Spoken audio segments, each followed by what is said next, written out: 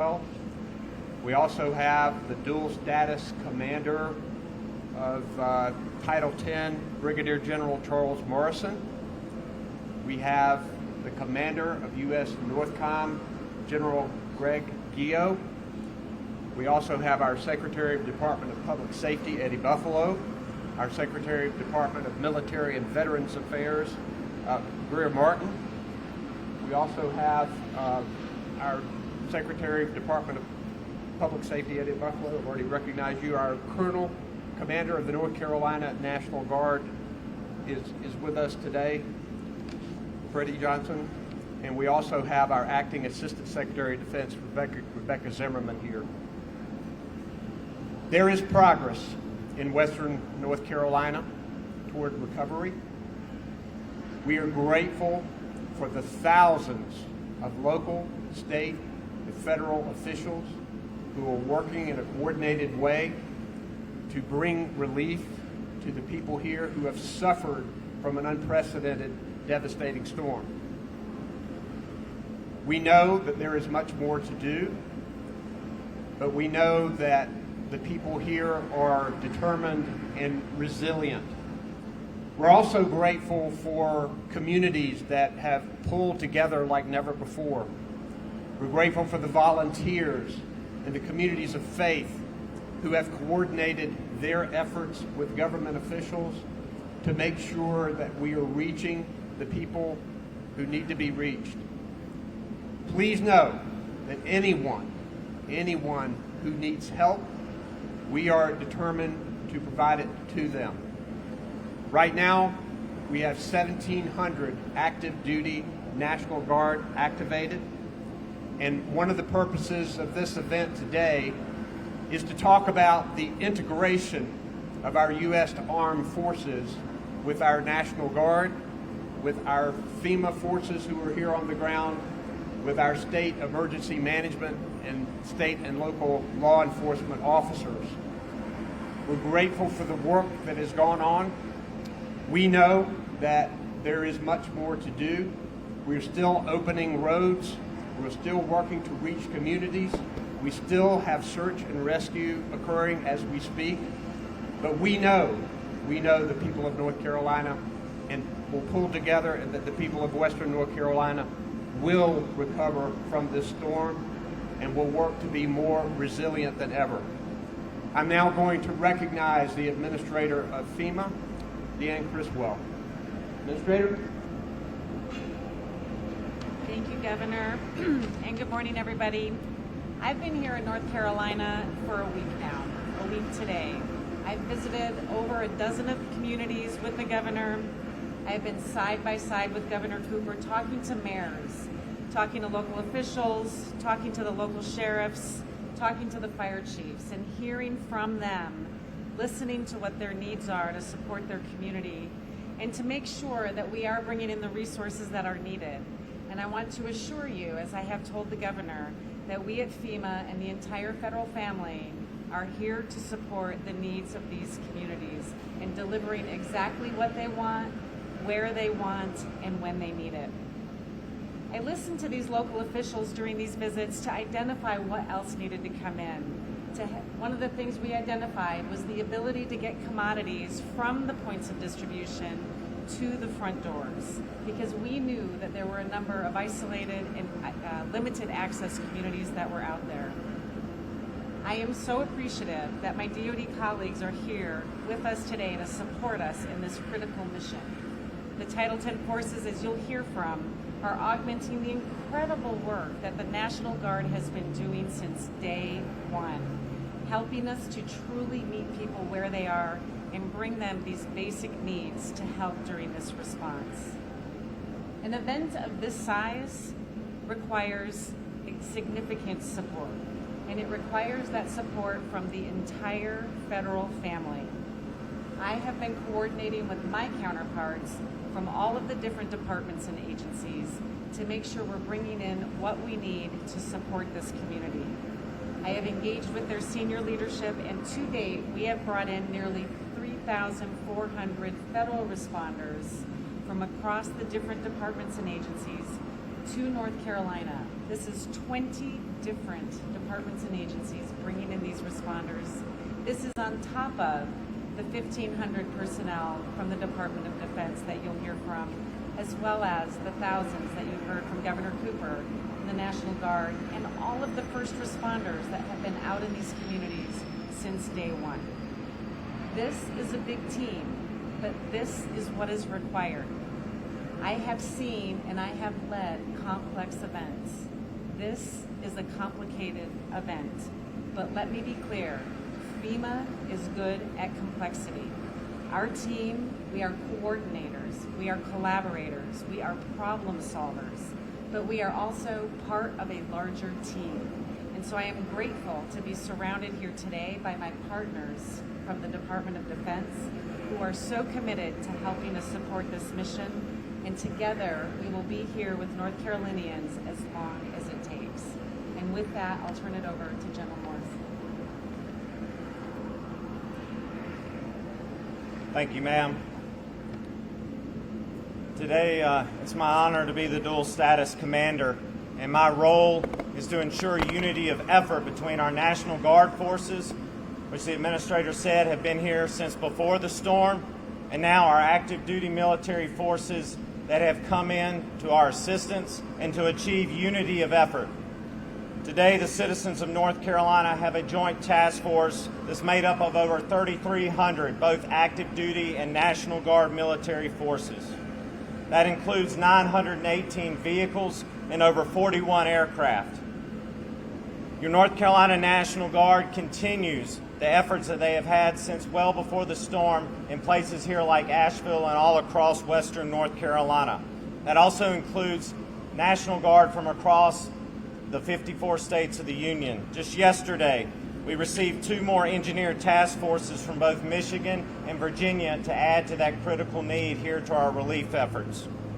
I want to speak to a moment about the active Army integration that has been seamless. Early communication between senior leaders allowed us to make sure that these active duty forces were equipped properly for the mission at hand. Normally, active duty forces are deploying to fight and win our nation's wars, and so we organized for the mission. Task Force Castle, which came right out of Fort Liberty here in North Carolina, arrived in Marion, North Carolina, and with probably 3 or 4 hours of sleep was conducting missions. They are on their 3rd day of missions here in North Carolina doing route clearance and at the same time delivering those commodities that the administrator talked about to places that may not have had access to them before. But what they are finding is progress. They're finding that most places have most of the humanitarian assistance that they need, and in some cases they just needed assistance with donation management. So you have soldiers, both National Guard and active duty alike, helping organize the massive amount of donations from generous people from all across this nation. And at the same time, providing relief as we continue to push humanitarian assistance relief. The 101st Soldiers from Fort Campbell, Kentucky, arrived with infantry squad vehicles. I will liken these to all-terrain vehicles, and they are immediately assisting our FEMA partners with wide area searches to continue to make sure that we have located all individuals and also where we might need to deliver more supplies. We also are having them team up with the North Carolina Department of Agriculture. Commissioner Troxler has provided us with locals who know the people and the terrain to allow us to get into areas that we might not have access so far to this point. Our partnership with the Department of Defense in this status is exactly why the dual status commander was invented after the response to Katrina so many years ago. It allows us to seamlessly integrate all components of the military, both National Guard and active, to achieve that unity of effort in our response to relieve the suffering of our fellow citizens here in Western North Carolina. And I'll be followed by the Commander of the United States Northern Command. Sir?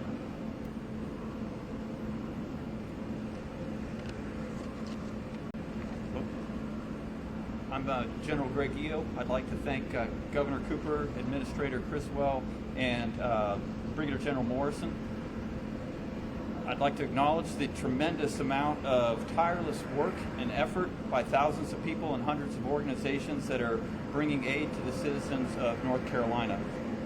As the commander of U.S. NORTHCOM, we're honored to support the state, FEMA, and the dual status commander, Brigadier General Morrison, by providing active duty forces in a number of areas that can fall under his command and control, using the dual status commander role that comes from the President through the Secretary of Defense at the request of Governor Cooper, which allows him uniquely to command and control both state and federal forces at the same time. That will bring the citizens of North Carolina a unity of effort and response where we can provide the types of capabilities that are needed that will fall side by side with the North Carolina National Guard troops under his able and forward-thinking leadership. As General Morrison mentioned, the first wave of response has been helicopters from Fort Liberty, engineering battalion from Fort Liberty, and then also the infantry battalions that are coming in from Fort Campbell, Kentucky.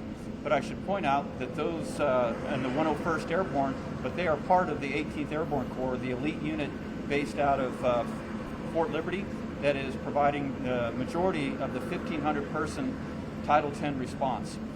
Additionally, we have some Navy helicopters that are working directly for Administrator Criswell and FEMA, and then we have some very capable search and rescue aircraft that are across the border in Tennessee at McGee-Tyson Air National Guard Base that are flying 10-hour sorties a day throughout western North Carolina, providing search and rescue, medevac, and landing to provide basic medical care and wellness checks throughout the region.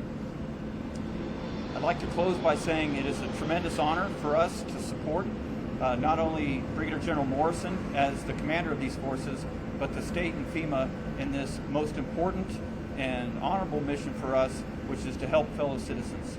Again, thank you very much.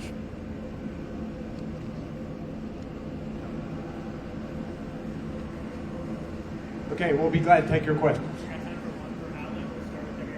Yeah, Governor Cooper, Sean Gallagher, WRAL. You mentioned progress is being made, but we don't have a timeline of when water could be restored for the people here, making it difficult for people to plan how to move forward. What's your expectation for having water restored to Western North Carolina? Well, that's going to be a community by community event because we had more than 50 water systems throughout Western North Carolina that were impaired or destroyed. Many of them are coming back when the power comes back. So people are getting water a bit at a time. By that I mean that communities are coming on one at a time. We're seeing progress in that. As for Asheville and the places in Buncombe County it serves, it's still going to be a while. There is progress being made, but we don't know yet. We have engineers from the U.S. Army Corps of Engineers who are here working with civil engineers and others to make sure that we are doing everything we can to get water back on all over Western North Carolina. But we don't have a specific timeline on Asheville Buncombe right now. Do you have anything on that? What do you say to people who are saying, FEMA or the relief is not there to help them yet? Is it coming or is it just not in all the areas yet?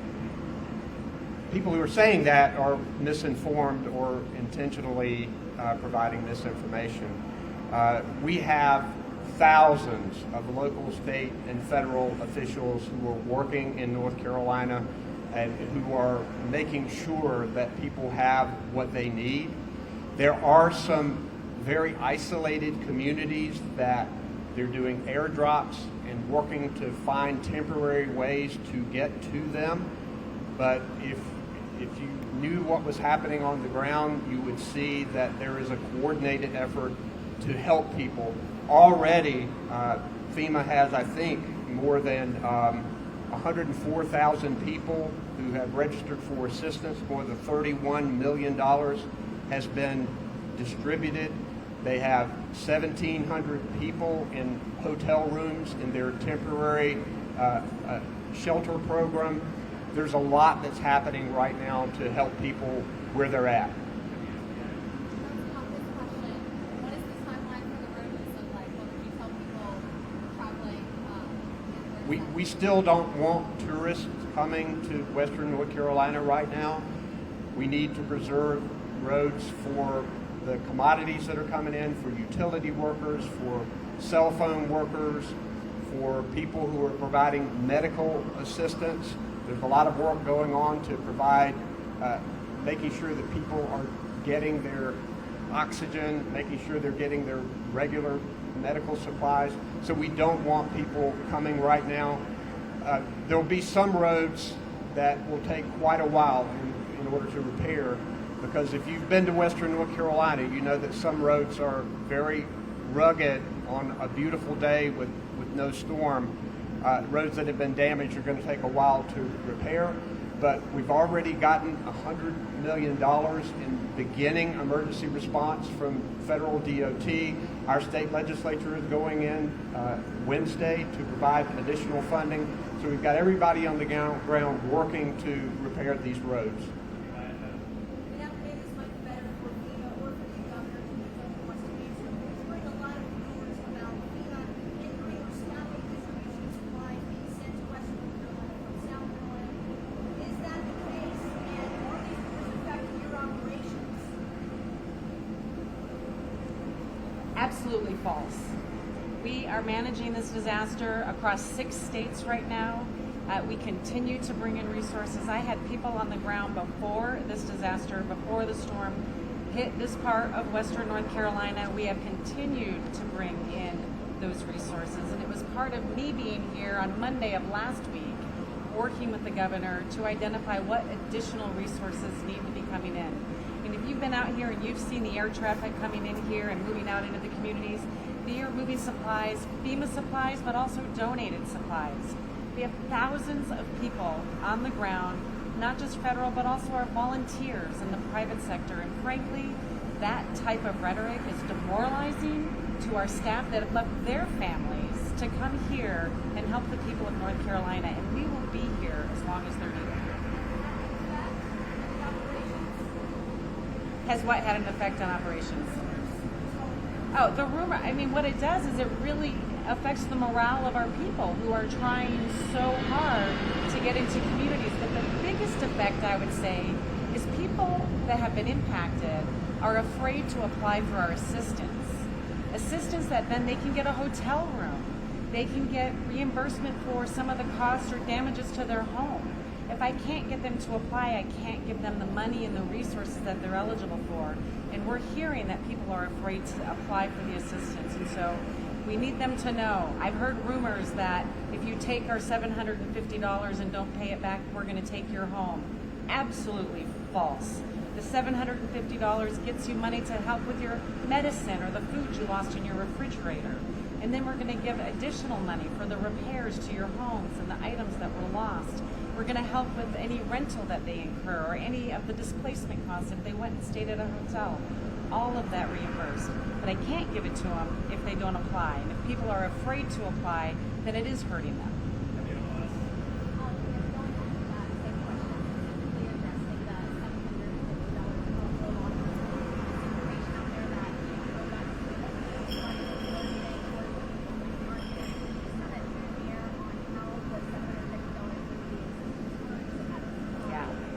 I really appreciate that question. So we know people have immediate needs right after these storms. And so what we want to do is just push a little bit of money out into the community to help them, again, purchase their medicine.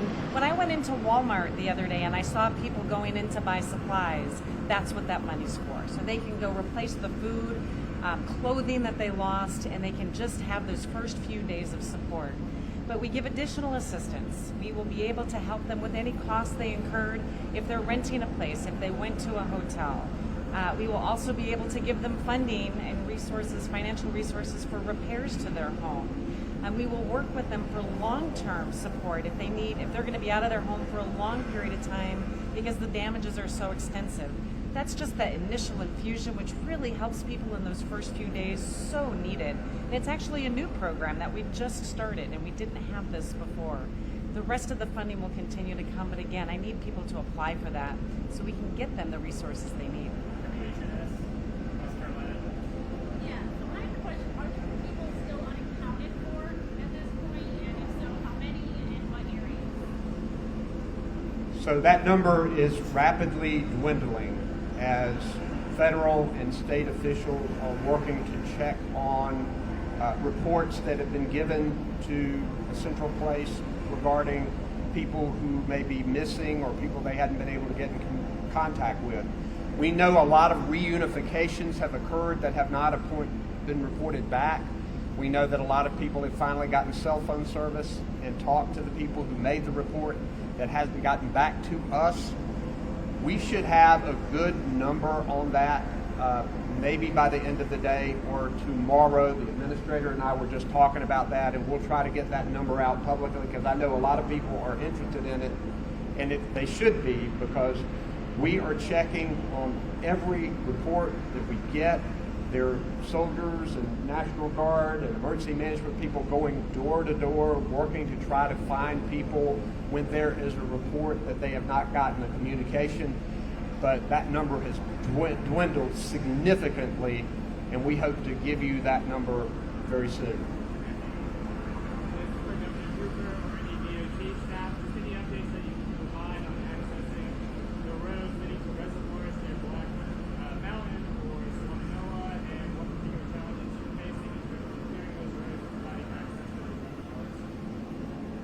I don't have specific information with me on that, and I don't think I have a transportation secretary with me. We will get you that information, Jordan, if you can make sure that we find that out. We've got a little over 500 roads that we are working to clear, and those kinds of roads are prioritized to make sure that we're getting utility crews in, repair crews in, making sure that we can get commodities to people who haven't been reached.